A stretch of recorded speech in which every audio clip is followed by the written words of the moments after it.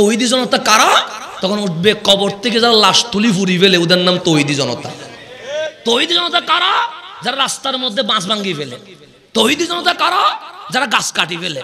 তৌহিদি জনতা কারা? যারা আল্লামা শহীদ ফারুকীর সাথে দলিলে না পেরে ছুরি দিয়ে জবে করে দিয়ে দেখে। তৌহিদি জনতা কারা?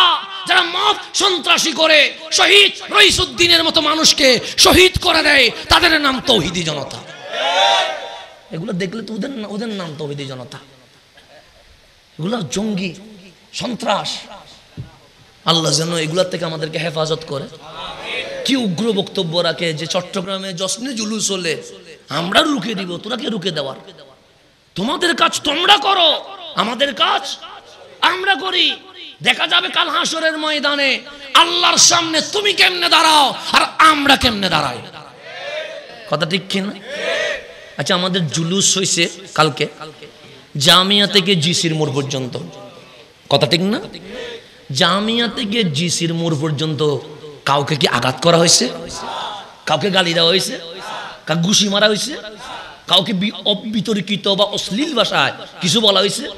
তাহলে আয়োজক কমিটি শৃঙ্খলার কি দিয়েছে? পরিচয় দিয়েছে, প্রমাণ দিয়েছে যে আমরা সভ্য জাতি, আমরা অসভ্য নয়।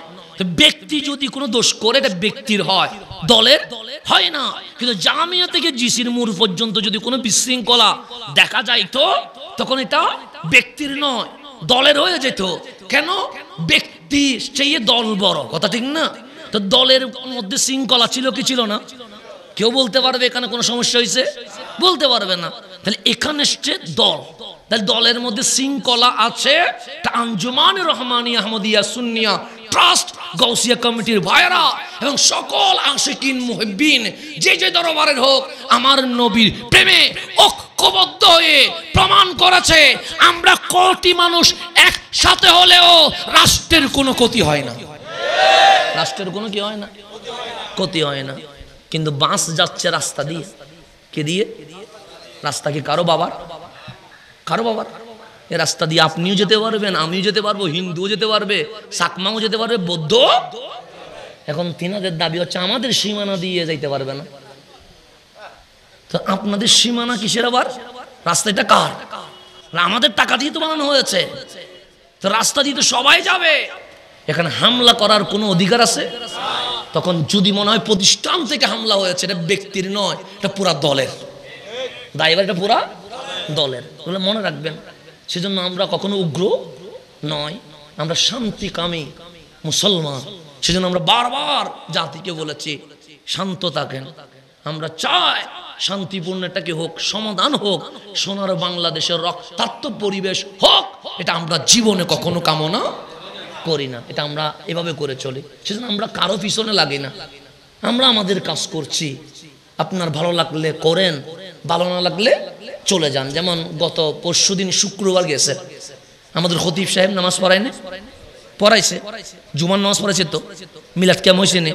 কখন? জুমার নামাজের আগে তাকরীর হয়ে গেছে, মিলাদ কিয়াম হয় নাই। খুতবা হয়েছে, মিলাদ কিয়াম হয় না। ফরজ নামাজ হয়ে গেছে, মিলাদ কিয়াম। সুন্নত নফল হওয়ার পরে যার ইচ্ছা সে চলে গেছে, যার ইচ্ছা সে নবীর মহাব্বতে বসে গেছে।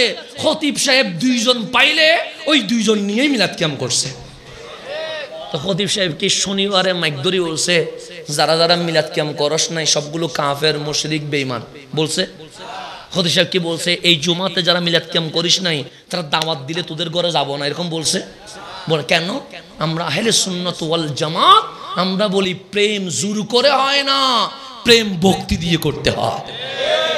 আপনি মিলাদ কিয়াম করতে ইচ্ছে করছে করেন, ইচ্ছে করে না আদবান বের হয়ে চলে যান, আমরা বাঁধা দিব না। এটাই তো আহলে সুন্নাত ওয়াল জামাত।